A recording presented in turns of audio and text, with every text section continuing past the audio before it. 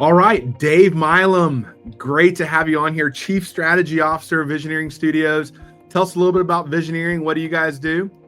Oh, Brian, we've been around Everything? for about we've been around for about 20 years, and I think we seem to be working with the fastest and largest growing churches in America. It's pretty unbelievable in this new season. I hear some of the stats that the church is struggling, but man, I look at the church across the nation and really see great things. I mean, it is really starting to thrive. It's great to be on this podcast, and or is this a webinar? It's a webinar. Yeah, yeah. We're Okay, doing yeah, we're doing a webinar. Yeah, yeah, yeah. yeah, officially a webinar, I and love it. with you just to talk about this stuff because we've learned a lot of stuff. We bumped into a lot of walls, I unfortunately, love through it. our years. Well, I love, Dave, the partnership, the strategic relationship that Visioneering and Auxano has had for well over a decade now. We work with churches that are in a season of vision clarity, refining their calling, their plan. Inevitably, in those seasons, there's some sort of facility piece, a large scale component that has to do with maybe renovating, remodeling, rebuilding, repaving, whatever it Yeah, is. There's a yeah, vision for the future that involves some sort of environmental, building related. And so Visioneering has been a great partner with us through the years. We've had always just the joy of saying, oh, I know who can help you think through this design, building, construction challenge with a visionary heart, that aligns those things. And so thanks for spending a little bit of time with us today. I'm excited to bring you into this conversation around the need for a vision war chest. Once again, most big visions need some funding of some sort. Now, a war chest won't yeah. set aside all that, won't bring all that in there, but it will at least, seed that conversation. Dave, what, from where you sit at the Visioneering Studios and the work you guys do with churches all across the nation, what are some things you've seen, or what's one maybe big picture principle that would be helpful in this conversation for congregations?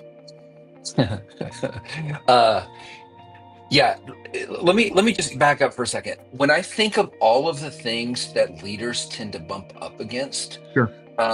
when it comes to starting a building project or really starting to make a huge dent on some challenges they're having with their facility, the road bump that I would expect to be the major road bump would be trying to get everybody together on the same page, Sure. or trying to figure out what project we're going to try to do, or even coming up with the money.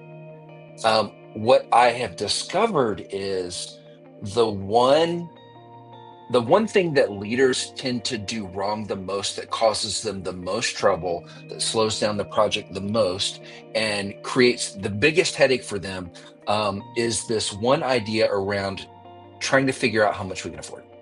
Yeah. Um, when right before this past Mother's Day, um, I don't know how Instagram does this. I'm scrolling on my Instagram and I'm thinking about what am I gonna get my wife for Mother's Day? Because my kids get something, I get something. That's how it goes.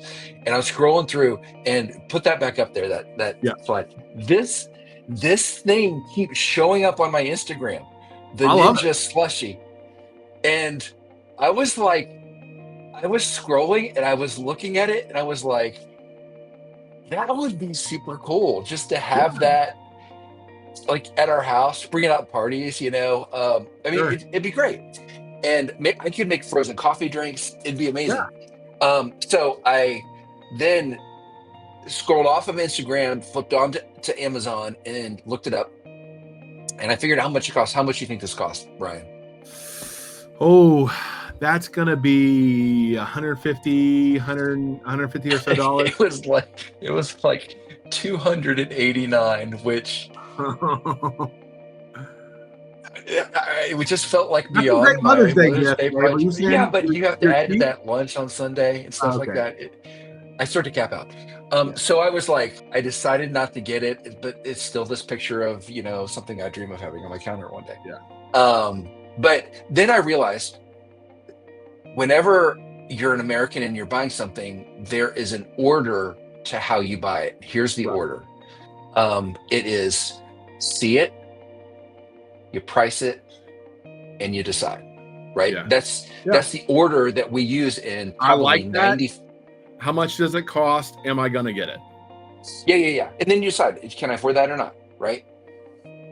Unfortunately, if you use this same sort of like a timeline decision matrix when you're figuring out what project to do, you're going to bump up, you're going to lose time, you're going to have a headache, you're going to frustrate your team, all the things. Like it's just going to be a really bad situation if you say, okay, we need to do a project quick, let's hire an architect, draw up this thing, we want to see how much it costs. Right. See, Right. you can kind of hear the model in there. Draw this up. We want to see how much it costs, and then we'll decide if we can get it or not. Right? Let us tell you everything we want. You tell us how much it's going to cost, and we'll tell you what we can do. Yeah. And I can guarantee, because we've done this a lot, we'll draw it. The price will be $40 to $50 million, and you'll say that's too much. That's how it goes every time. Yeah.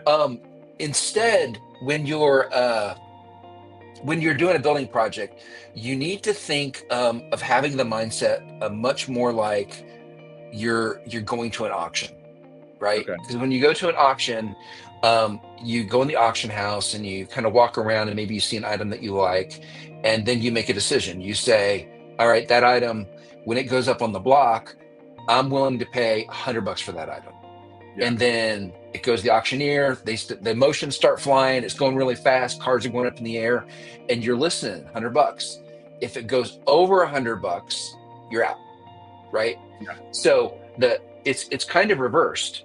Sure. It's you price it and decide, and then you see it, Yeah. And then you decide if that's what's going to actually make a difference. Go to the next slide for a second. Yeah. This is what I think is the most important. Like if I could have every project figure this, like really, really figure this out before they even call us, it would be such smooth sailing. Like to have a church and a leadership sit down in kind of an emotional space, right? Before I've seen beautiful renderings and I'm trying to stretch beyond what I can afford and say, all right, this next project, we don't know what it'll be, but what's our ceiling here? What is the maximum amount we need to do? But before we answer that question and design something, we're looking at the resources we have on hand. We're looking at what is our ceiling on this war chest in the future for our next project? These are kind of the 4 different buckets that we see tend to go into what we call a total project budget. Like the one on the left there, cash on hand.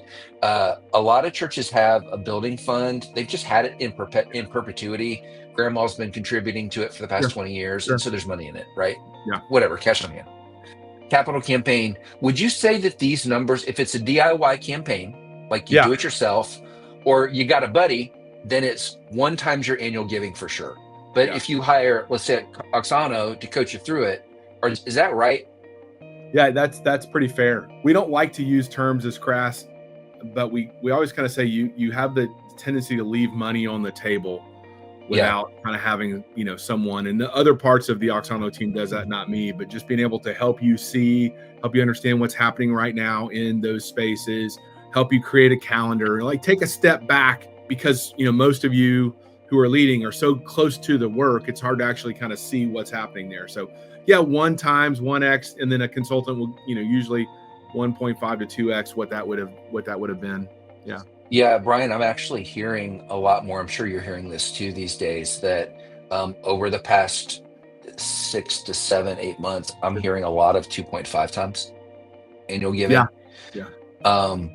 And I told this to my wife, and I said, 1 times your annual giving. She said, that doesn't even make sense. What does that even mean? So I feel like I have to explain it. So let's say your general giving or your general budget's $1 million. Yeah. And you're doing a 2-year campaign. 1 times your annual giving will mean in a 2-year campaign, you'll raise an additional $1 million for the project. Yeah. On so 2 times would be, on top of your general giving. 2 times would be $2 million for the project. So capital campaign, debt capacity. These are the green light. This is total debt capacity, not new debt capacity. We tend to see they'll green light 3 times your annual giving if you've got good books, if you check all the boxes for them. 4 times is a yellow light, usually not. 5 times is a no. Yeah. So you guys really have to figure out, And that's are we interested in debt? banks kind of control that. And sometimes that's Yeah. more favor than others, just depends on what's going on. And remember, that also has annual percentage rates tied to it. So, there's a lot going on with that. Yeah. And so for a church that has done the work on the capital campaign, and they know what they're going to do, and they know what they can raise, and they've called a couple banks, and as a team, they've made a general decision around what we're going to raise, and they come to the table and saying, this is our out the door number. We want to get as much as we can for that number. That's the deal. And then assets is like, people are giving crypto, or like, here's other an old church, an old van. non-cash, untraditional forms. Well, I know the conversation that Mike and I are having right now is really about that left-hand bucket, that cash on hand bucket. And how do we build enough in that bucket where we still will probably have a campaign. We may actually take on debt depending on how, your views of debt are. There may be some other non-cash assets, but that cash on hand thing sometimes is the biggest roadblock for churches getting off of go when it comes to this. Now, I know that you guys have created a great little tool called the Buildify app. Can you give us kind of a 30-second overview of Buildify so that these leaders can maybe know what this is and how this helps? Yeah. Probably about 5 years ago, we discovered that every time a church would call us and say we're thinking about starting a project, we would find that they would ask the same 20 questions over and over again. Sure. And so we sat around and created like 50 pages back in the day when it wasn't chat and we actually had to type it and think it through. 50 pages of single spaced content. Sure. And it was like, all of the formulas in the background. If they say this about their attendance, and this is what this means for them. If this is their budget, then this is what that means. Like all of these if thens. And then this is basically a 20 question questionnaire that at the end spits out like a 10 to 12 page custom report with recommendations on it. Okay. And it even gives you a readiness score. Like, are you ready to start a project or not? Yeah. What we have found is, I think it's like $200, $250, but I think if you use the coupon code Auxano, you can get it for free. And so if you go in there and type in Auxano, it's a free situation just because of this webinar. Yeah. And what we have found is pastors will fill it out and then they will take it to their board and say, I got this professional report by Visioneering Studios. It's a readiness score. What do you guys think about this? And then they can review it. And it's a platform for dialogue for leadership teams. So it's really, really great, super helpful. And I'm super proud of what our team has done with us. I love it. And I know it's so helpful as churches are in that season of just really, after they've clarified and articulated what this vision is, and we've kind of put it in a plan of like, okay, we need this. Then I love having partners like you that can step in and say, okay, with what you guys have, kind of the landscape of finances and the landscape of vision, we kind of bring those things together with good design, with good, kind of really bringing the humanity into this. After all, some of the technical things have been done. So, Dave, it's been great to have you on here. Thanks for a little bit of insight and wisdom, and some practical help, and a coupon code for Buildify. That's great. Let's go. Appreciative of that. So it's great to have you on. Appreciate you. Thanks, man. Appreciate you too.